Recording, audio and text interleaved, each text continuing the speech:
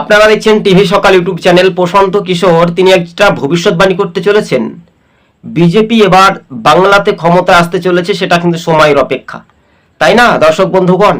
ঘটনাস্থলে সেগুলো ব্যাখ্যা করার পূর্বে রাজ্য রাজনীতিতে একটা ধোঁয়া ছোঁয়াতে বলছে যে বিজেপি কিন্তু এবার সংখ্যাগরিষ্ঠতা পার করছে। উত্তরবঙ্গে 54তে তৃণমূল খাতা খুলতে পারবে না।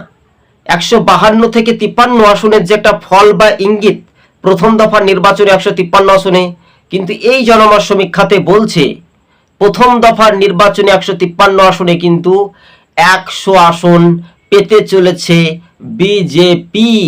120টি বিধানসভা আসনে জিততে পারে। তো এবার যে ফলাফল বা ক্ষেত্রফল সেটা একটু দেখে নিন। এছাড়াও আর মাত্র 100টি আসনে যদি টার্গেট বা জয়যুক্ত হয়, তাহলে এই সমীক্ষাতেই 294টি আসনের মধ্যে 153তে ব্যাপক একটা বাজিমাত করতে পারে গেরুয়া ঝড়। টিভি সকাল ইউটিউব চ্যানেলটি ভালো লাগলে শেয়ার করে পাশে থাকবেন। কার্যত তৃণমূলকে ভোটটা দিয়ে কি হবে? যেই তৃণমূল পার্টি করছে সেই তৃণমূল, আর সেই তৃণমূল নেই, আসল তৃণমূল নেই, সেই এখন লুটে খাওয়া তৃণমূল হয়ে গেছে।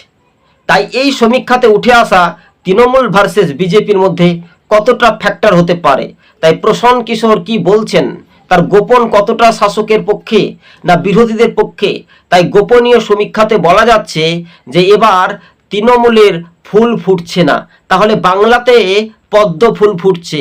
100 আসনেই পদ্ম ফুল ফুটছে।